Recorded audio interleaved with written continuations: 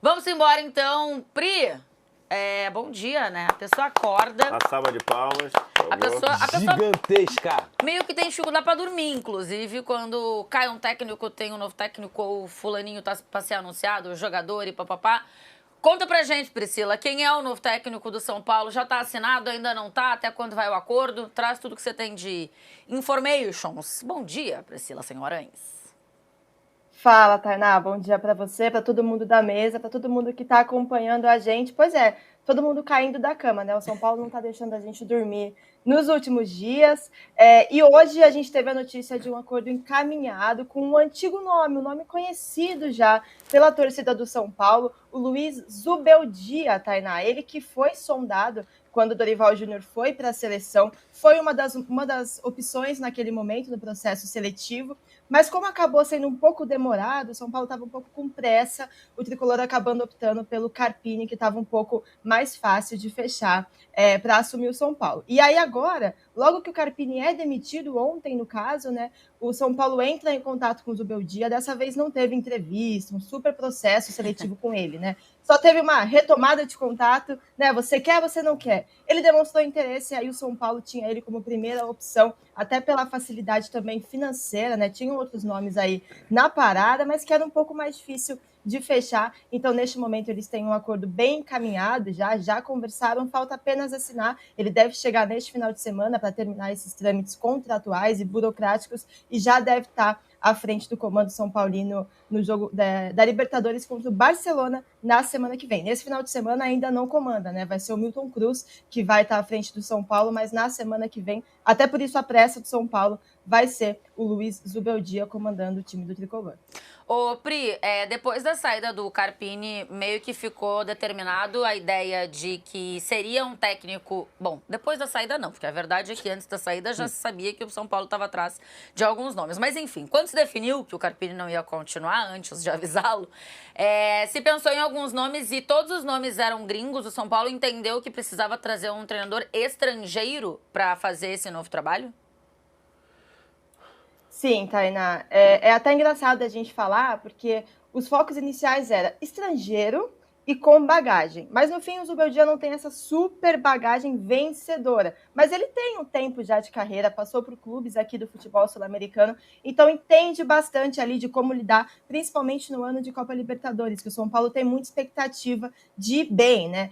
Tem alguns nomes que o São Paulo chegou a sondar e a conversar internamente. Pedro Martins, teve também o Carlos Cavalhal, enfim. Pesolano, uma opção também lá no começo do ano, em janeiro, e o próprio Domi, né, que treinou o Flamengo. A gente informou no São Paulo que teve no São Paulo não, na TNT, que o São Paulo fez uma reunião com ele ali, virtual, e vários outros técnicos, enfim, mas o Zubeldia foi o cara escolhido muito por conta dessa facilidade e também, como eu falei, por uma questão financeira, né? Tem muito torcedor que ficou sonhando com o Mourinho, enfim, não é que o São Paulo não quer o Mourinho, seria muito top se o Mourinho comandando o São Paulo, mas é uma realidade financeira que não condiz nesse momento, né? Então não foi algo que avançou. É um nome que foi falado? Claro, né? No momento, quando você tá ali, você fala do Messi, Cristiano Ronaldo, enfim, mas não é um nome que dá para você transformar em algo real e concreto. Então o Zubeldia, por vários fatores, foi esse cara que deu certo e que o São Paulo encaminhou esse contrato.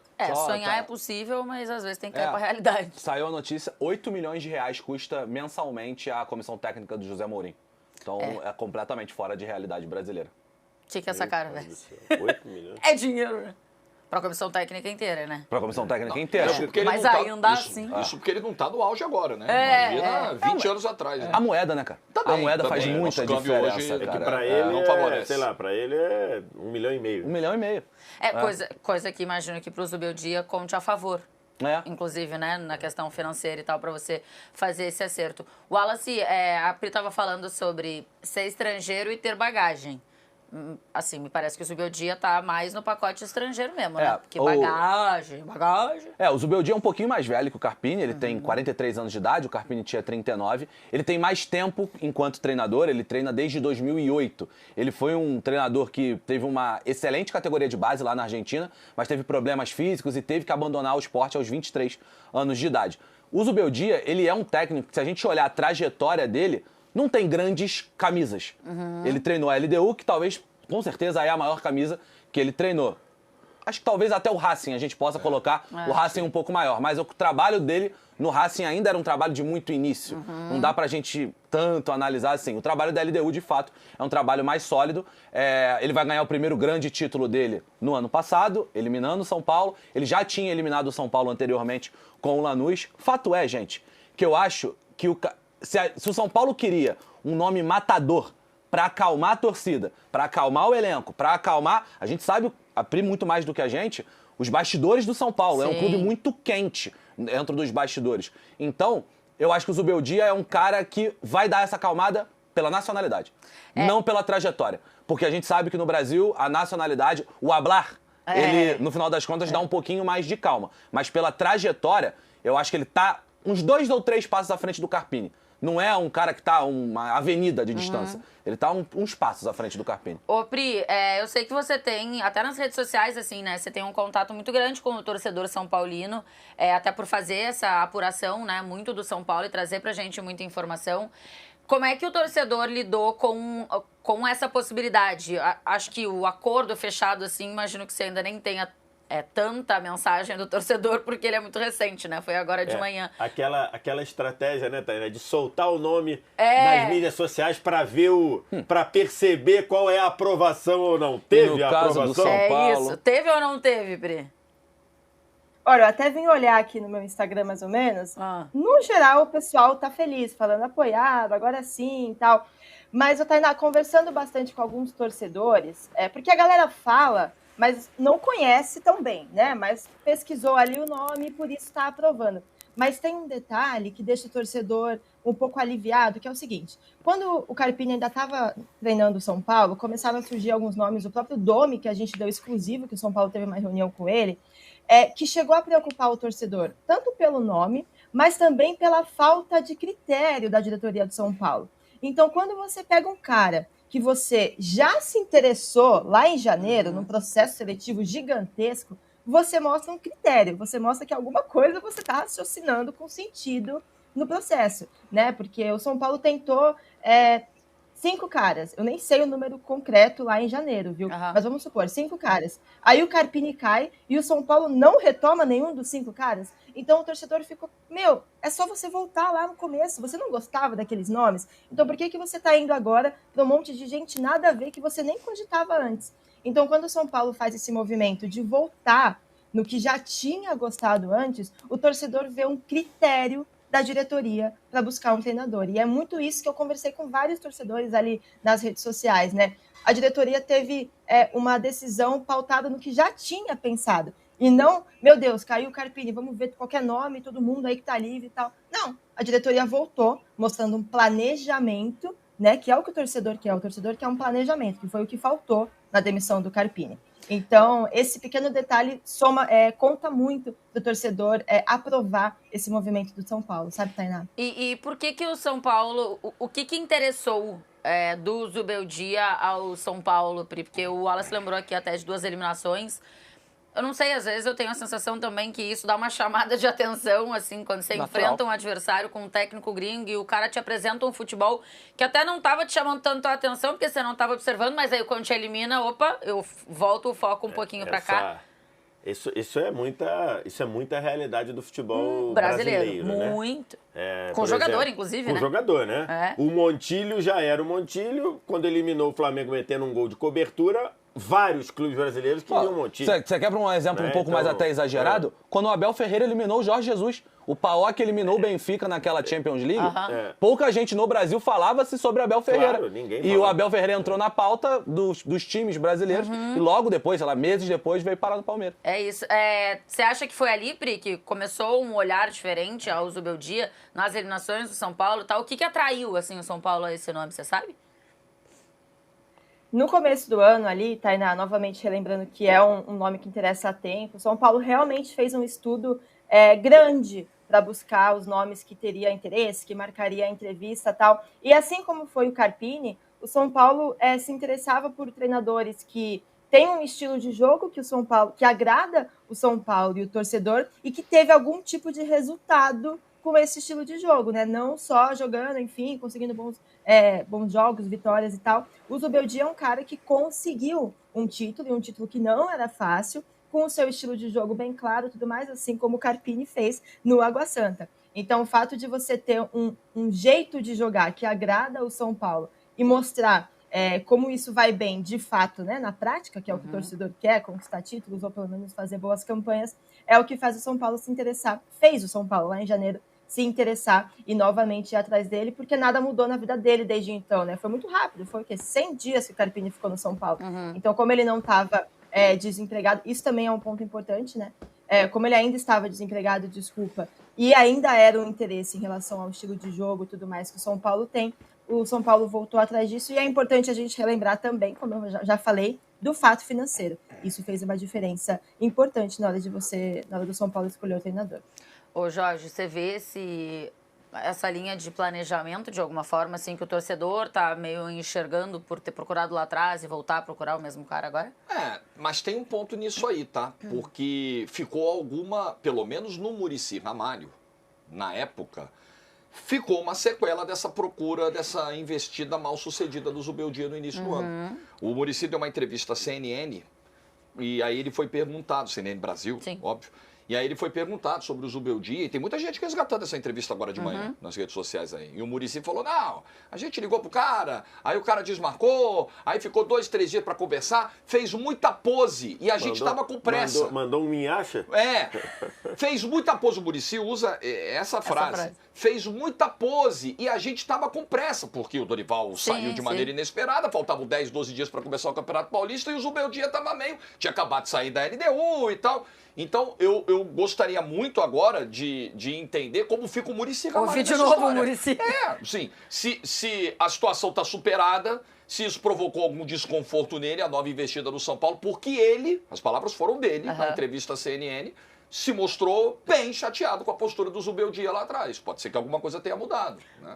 Pois é. A situação mudou, claramente, né? A gente pode convidar... Desculpa, a gente pode convidar a letra de placa para ele formular. Sem dúvida. Porque assim, acabaram de mandar embora o cara que ele contratou, o técnico dele, né? E estão trazendo o cara que fez pose e deixou ele puto em janeiro. Então, é uma questão delicada.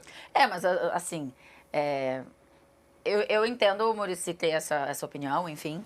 Mas eu acho que o torcedor, às vezes, deve estar pensando assim, cara, eu prefiro um cheio de pose que venha e dê resultado do que um que aceite com rapidez, enfim, e não consiga fazer um bom trabalho. A palavra que a Pri usou, pra mim, ela é matadora do momento de São Paulo. Alívio. O torcedor está aliviado. Por falta de trabalho, por trabalho de Carpini que ninguém aguentava mais no São Paulo. Que também a diretoria do São Paulo aqui, preciso fazer a crítica. Faremos. Quero falar sobre tava isso. No cargo, o Carpini estava no cargo já demitido há algum tempo, isso precisa ser falado, teve quase 40 dias para tomar essa decisão, teve data FIFA, teve eliminação no Paulista, aliás, teve quase eliminação pro Ituano, né? No Paulista, teve Libertadores, teve um monte de coisa para demitir, demorou para demitir. Mas tá aliviado, acho que a palavra é alívio, porque é isso.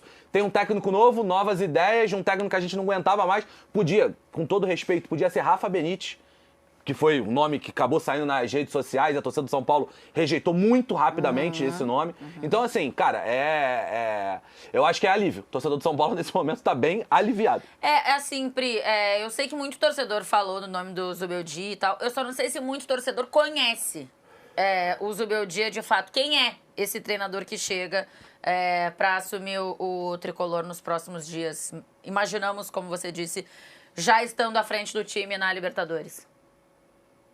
Só respondendo rapidinho isso que o Wallace falou, né, de alívio, um detalhe que a gente observa, né?